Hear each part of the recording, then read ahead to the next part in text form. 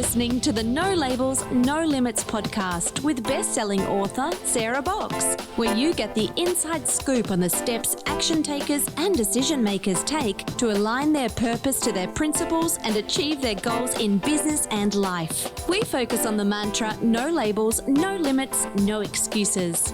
And now, without further ado, please welcome your commanding coach with plenty of chutzpah and heart, Sarah Box. Hi, everybody. Thanks for coming back to the No Labels, No Limits podcast all about breaking through limiting labels and beliefs so that we can actually be our best selves in the world for ourselves and for those we love and care about.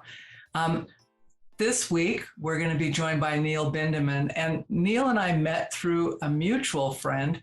I love those connections because the comment to me was, you need to know Neil. And when we have people who know us and they say those things, my choice is always to say, okay, I guess I do. And I did. So let me tell you just a little bit about Neil. He is the founder of Lifestyle Health Foundation, which was inspired by combining and supporting the work of the British Society of Lifestyle Medicine and learning how a childhood trauma his father had suffered had profound generational influence on his dad's life and on Neil's life. He has a passion for person-centered care, recognizing after major surgery for his own brain tumor in 2015 that health professionals can also be people living with long-term conditions. And this is super exciting. On March 27th, so we're recording this right before that, but you won't hear this podcast till after, Neil and his team launched SmartTracker, which is a powerful app that helps users personalize the quality of life measures. Think of those things that make our lives have meaning for us, and recognize the emotions and values that can often be hidden and oftentimes due to trauma. Neil continues to run the Primary Care and Community Neurology Society, the Community Therapist Network, and he, with a great team at Innervate Team, also helps run the Society of Research and Rehabilitation. So basically, Neil has his hands full of brain work, helping professionals and people who care about others. So in this conversation, I'm going to ask Neil more about the unintentional and traumatic event that I just mentioned to you guys.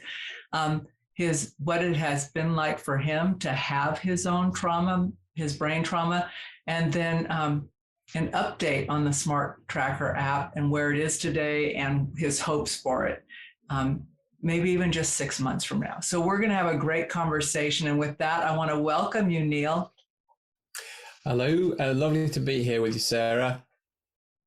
Well, I like to start by asking everybody if there's something that you do daily, Neil, that keeps you focused on what you are going after in life. Oh gosh, well, I've taken up the sort of almost doing a bit of meditation in the mornings, and going out, actually sitting outside in nature.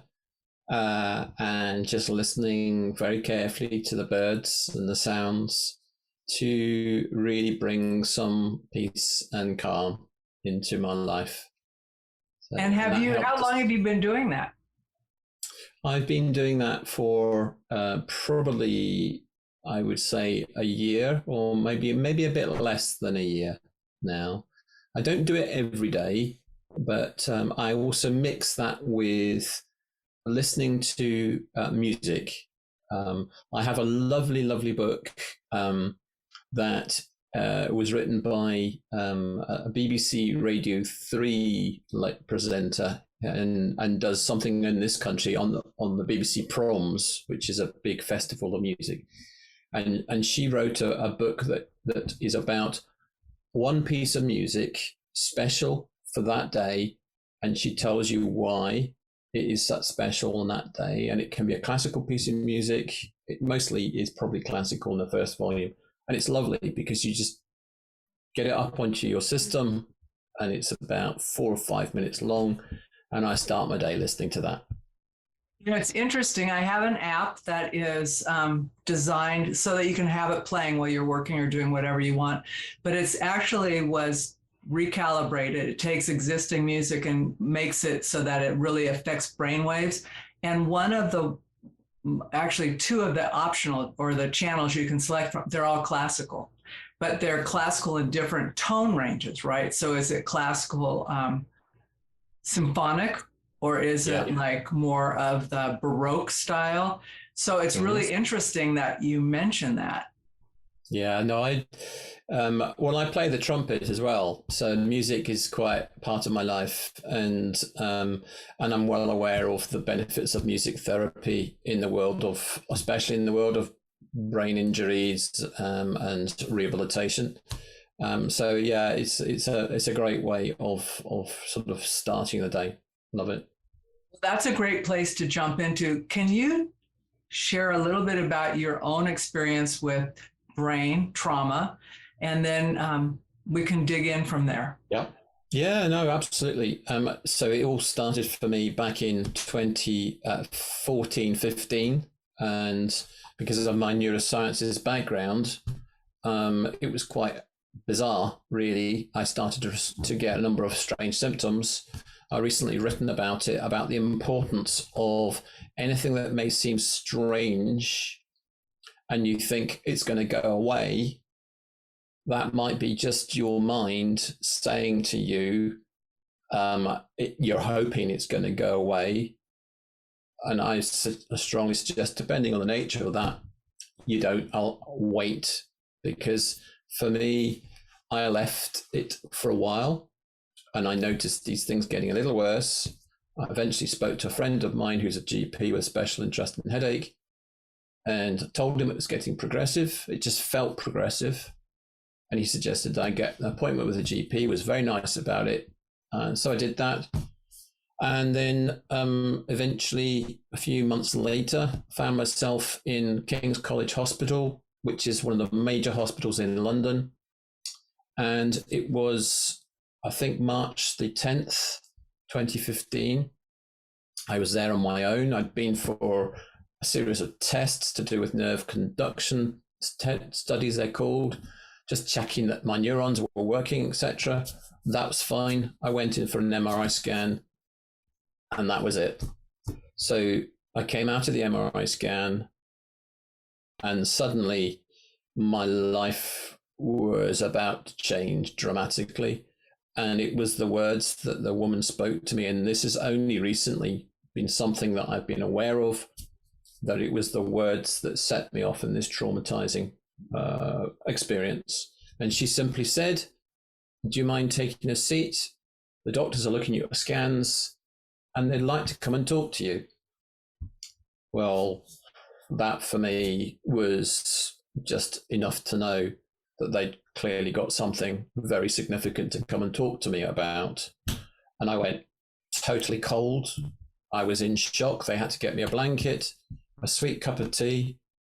And eventually, within maybe 15 minutes, I found myself in a pretty cold white room surrounded by 3 doctors, 3 surgeons, saying, "There is a tumor we have found on the scan. We're just getting a bed ready for you." I was like, what? I could swear at this point and just say, but I won't, as we're on podcast. I was thinking to myself, what's going on? Anyway, they said, "You need urgent surgery." So I was living at that point with something called hydrocephalus, very dangerous head pressure, which meant that I could actually die at any point. I could collapse with a seizure or whatever because of that pressure. Is that what was creating the symptoms that you had started to notice? So it was a blockage in the cerebral spinal fluid flow, because the tumor was right in the heart of my brain. And that meant that, anyway, I had to phone my wife because I'd gone on my own. I was thinking I was going to be given tests, because I was thinking I might have MS because of the types of symptoms I was suspected. Plus, it was either that or it was a tumor in my head. But I phoned my wife back in 2015. She was picking the children up from primary school. and I had to relay that I wasn't coming home. And even now, 7 years on, I'm quite emotional thinking that through now, because actually what happened there was, she said to me, it's actually, I can laugh about this now, but she said to me before I got a chance to say anything, can I just call you back? I'm just picking the children up. And I was like, what? I was about to say, what the F? Anyway, she called me back and I told her, and she dropped everything. She was there with me very quickly. And I love thinking back about aspects of what went on there, because before I had the surgery, my son and my daughter, who were quite small at that time, came in with her to see me before surgery. And bless him, Arthur, who's now 15, he was going to Scouts, and he said, Daddy, I've got to go now. I've got Scouts. Sorry, got to go. Sorry, I'll see you later. Children, they're wonderful, aren't they? They're just wonderful. So that just grounded me, and it was just great. Anyway, I had the surgery, and my life changed from then. Thankfully, I was operated on Friday, March the 13th. So it was a good day for me. And a week later, I was out of hospital living with a tumor on my pineal gland called a pineocytoma. So a growing tumor, not malignant, but a growing, very dangerous tumor, which continued to grow until 2018, which was that was to do with me going on a diet. So I went on to the ketogenic diet at that point because of my neuroscience background. I was aware of the evidence of its use in epilepsy, and also the developing interest in its use in brain tumors as well. So I gave it a go, and it seemed to work for me, along with maybe a few other things that I was doing around my mental health. So yeah, and I'm here, thankfully, to tell the tale now. Well, that's been 7 years. It's been 7 years, and it's been an amazing 7 years of a lived experience. So let's talk about that, Neil. How did and how does your lived experience kind of frame or shift the empathy that you have, both for yourself, but for other health professionals who may be living with long-term conditions? That's a really good question, actually. I think it's been learning around the significance of emotions that I experienced around the words that got spoken to me, because it relates also to traumatizing events that can happen to other people when words get spoken to them, and also when words are spoken by the person too. It's important to recognize that a healthcare professional who has got to give bad news has maybe had 24 hours, or even some cases 48 hours knowledge that they've got to tell this person, which can be horrendous news. Mm-hmm. So they have emotions, they're people, and that's not easy. They might not sleep the night before, knowing that they've got to give somebody. I'm not saying every health professional is like that. I think you can tell the ones who probably are and those who are not. But for me, it's about the relationship between a health professional and the patient or the general public. It's always been that for me. It's about the best that you can have experience-wise from the consultation with a professional, and it's a partnership. And a partnership means that you both take on elements and both going to have emotions. And if you share emotions, it's amazing when you see the empathy that can come from both parties in that.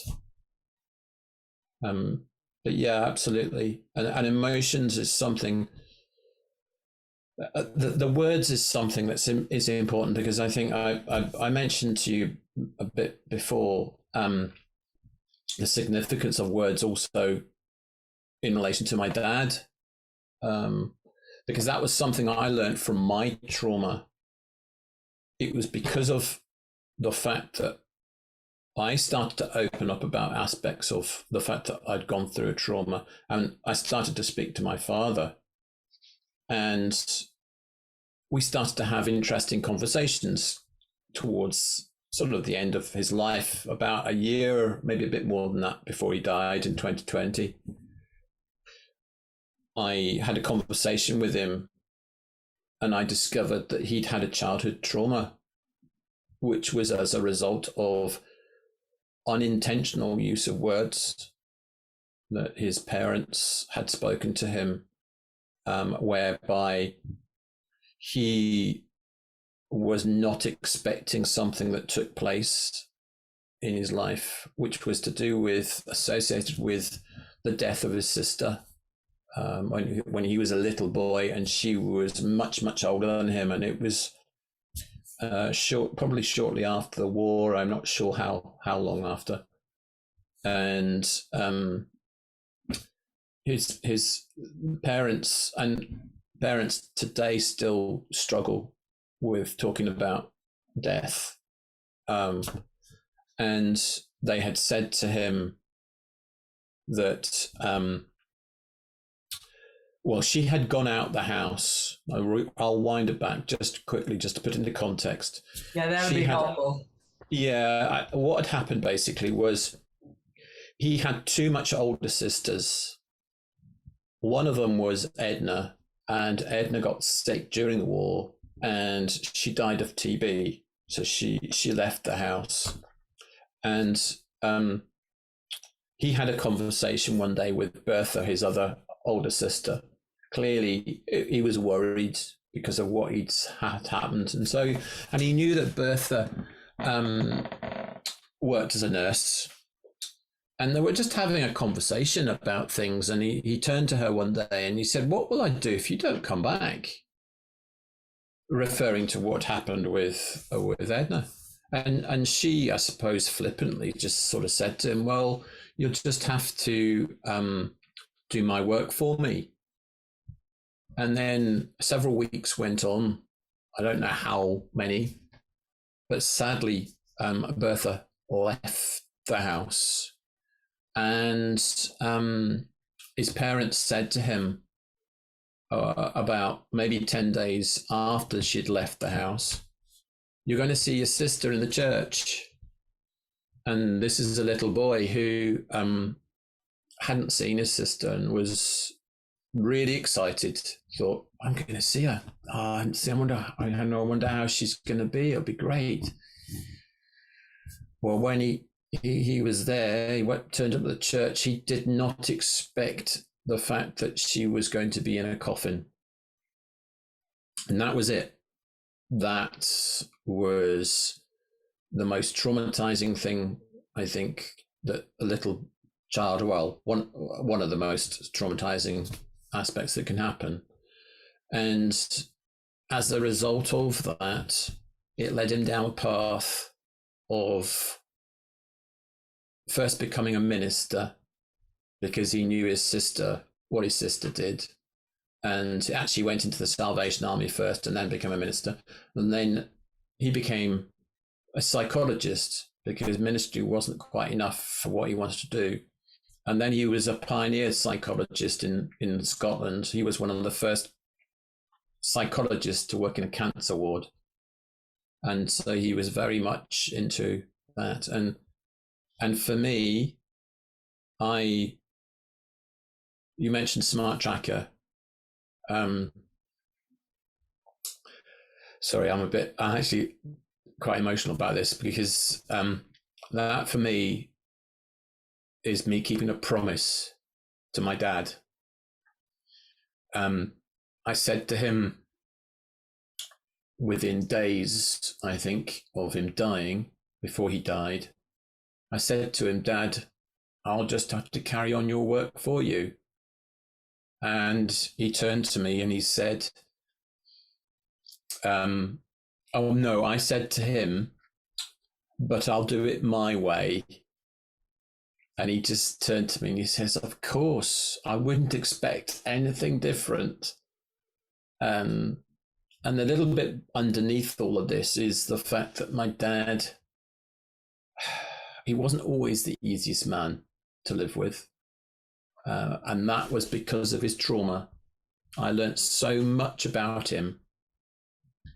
For me, he was a wonderful man in that later on in life. I didn't always think that, I'll be honest. There were times when, anyway, I eventually accepted, I think because I went through the trauma, I accepted this was a man who'd done what he'd done. He had delivered some amazing things. He'd done some fantastic things. And I wanted to carry on the work to do with quality of life. Let's go with that a bit, Neil. First of all, thank you for being vulnerable and sharing your feelings. I know personally and professionally that can be uncomfortable, but those are the parts of us that people hardly ever get to see, right? There are core motivations. They're what we get up in the morning for, whether we consciously know it or not. And I just find that being able to acknowledge that personally is freeing, right? Yes. And it's like, yes. That's just who it is and how it is.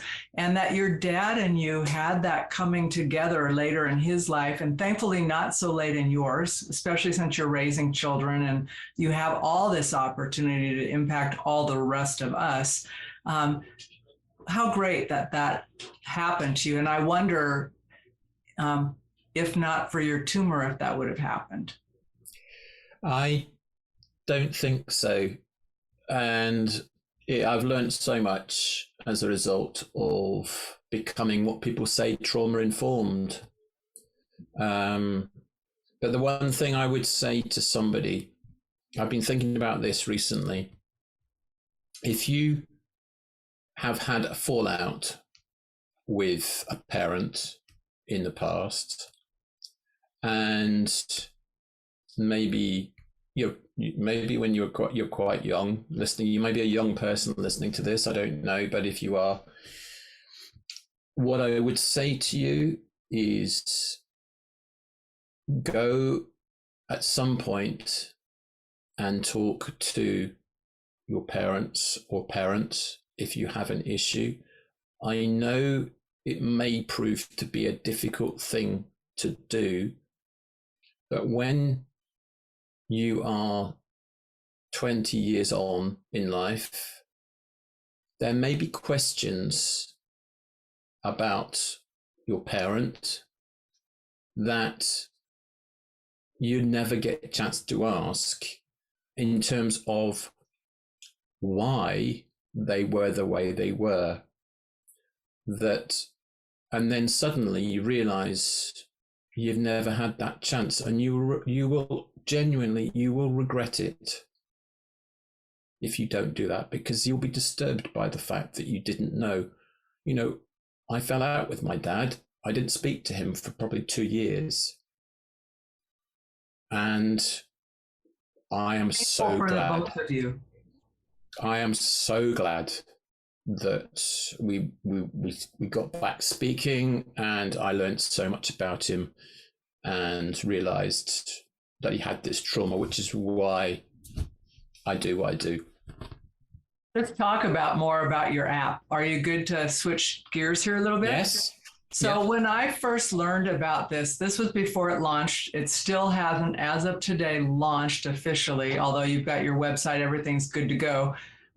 What was exciting to me, even with limited information, Neil, is that how often it is sometimes when someone says, well, what's going on with you? And you don't necessarily have the words, or you don't have a gauge, or you're second guessing yourself about your own feelings, your emotions.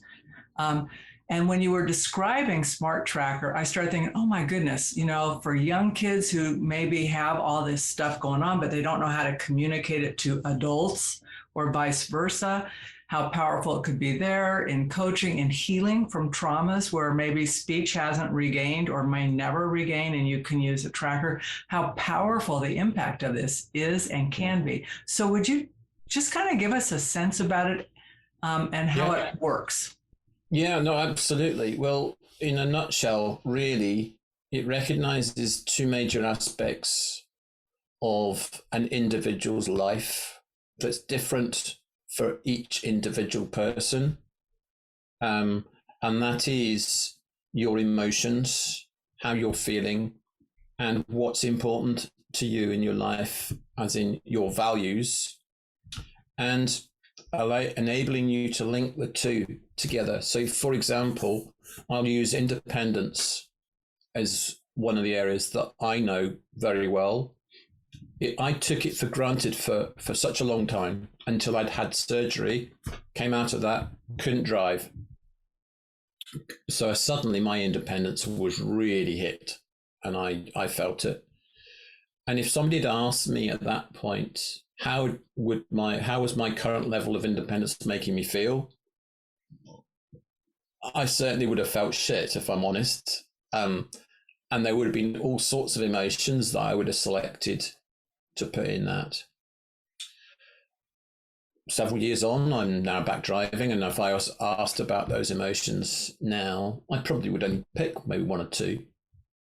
The difference in that is independence became more important to me then, and so I was more emotional about it. Whereas if somebody had asked me at that point, maybe about my working life, for example, maybe I would have picked one or two emotion words associated. That would have said to me, and said to anybody looking at it, well, clearly you are more emotional about independence than you are about working life. So independence is probably more important to you than working life. Also, because emotions and values are very personal, for me, this is the first time we have a quality of life measure that recognizes these personal issues. There are many measures out there that purport to measure quality of life, but because they don't recognize two fundamental aspects of somebody's life, how can you say that is their quality of life without recognizing it? And so the one thing I would say about SmartTracker is it's certainly a significant advance in that field of measuring quality of life.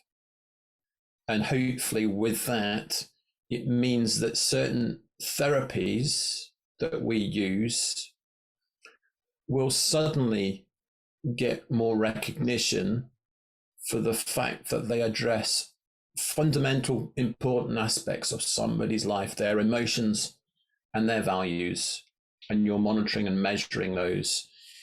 The SmartTracker, not only does it do that, it will give the user access to a whole load of resources that are available on the web.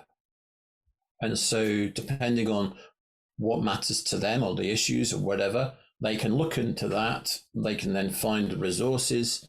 We will build that up over time. The users using it can give us details of anything that we think is useful.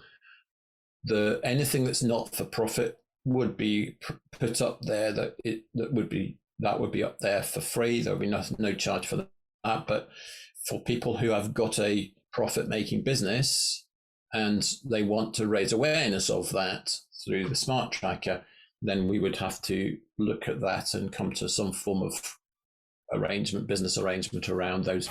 But and then in terms of other people who if a therapist or a medical practitioner, an allied health professional wants to use it as an independent practitioner, or they want to use it as part of an organization where there's several of them, then they get set up as a professional account. And there are two ways of using it. One is as an individual, and the other one is as a professional account. Really thought through the rollout of this, like how might certain people benefit, at the same time staying flexible that you can adapt to what you learn real time from users, it sounds like.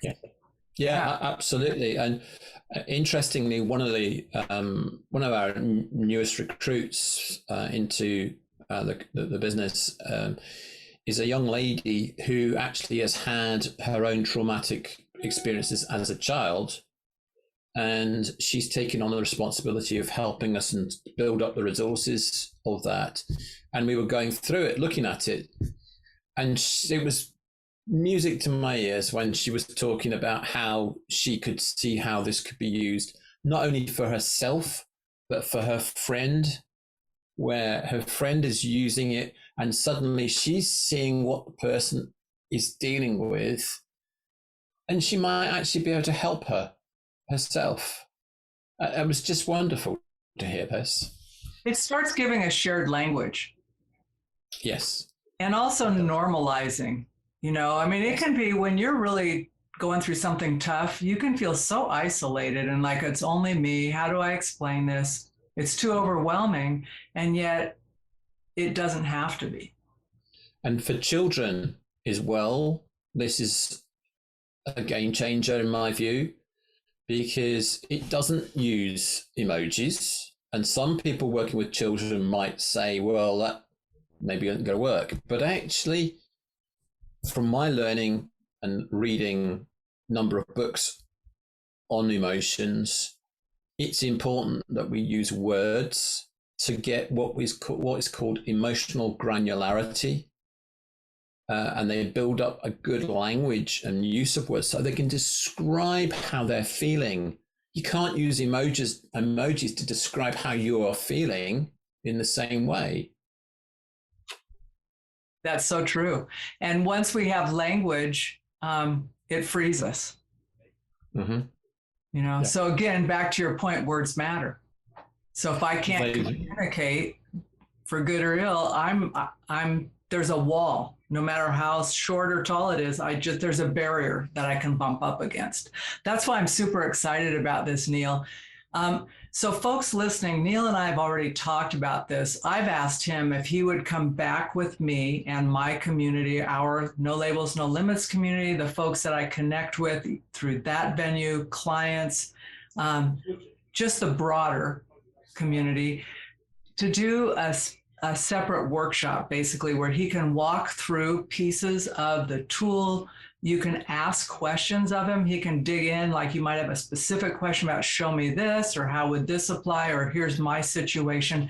But he's agreed to spend time with us on that, because my personal hope, and I do have an agenda here, I'm going to be open about that, is I think this tool could be so powerful. I know here in the States, and I live in the Western United States and have done work over the years with the state of Nevada and mental health systems in California, where I can see the application of this tool. So I want people to understand it and know it. Many of the groups I work with are nonprofit. So Neil, what you just said about nonprofit accessibility is so powerful.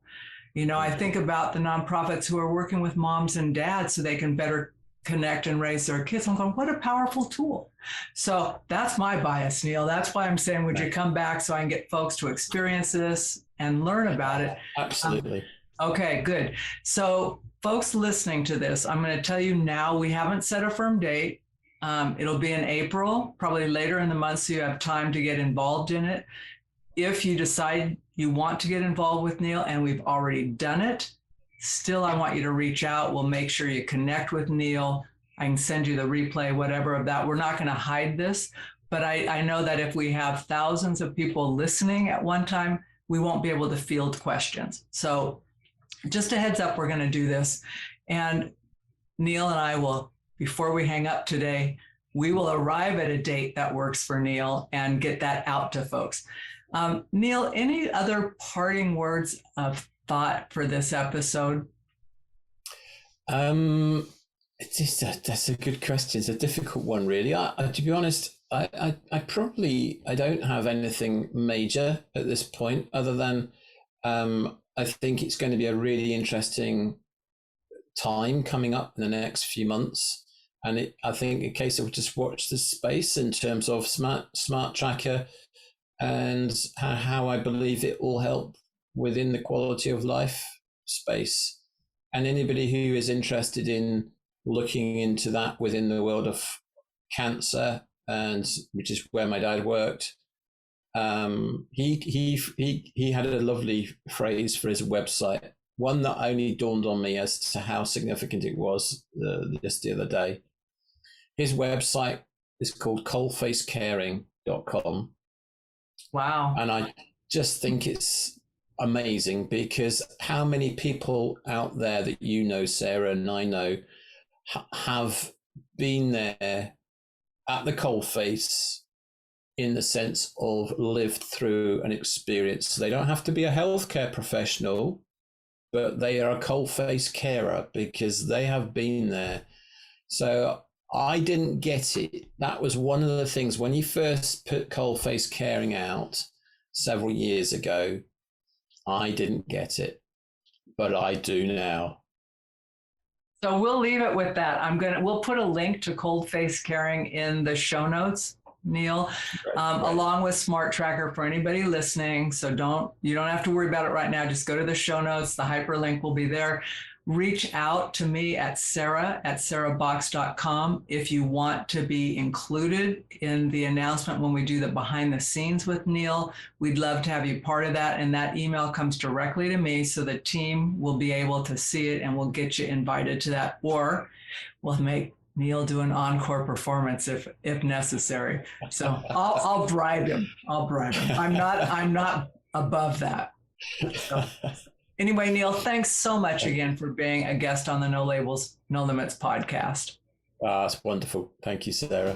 You've been listening to the No Labels, No Limits podcast with best-selling author, change agent, and strategic vision coach, Sarah Box. You can grab the show notes and find out how to work with Sarah at sarahbox.com/No Labels, No Limits podcast. We'd love this podcast to reach as many people as possible. So please remember to rate, leave a 5-star review, and share the podcast with someone you think would get value from this conversation. Until next time, keep taking those daily action steps to align your purpose to your principles and achieve your goals in business and life.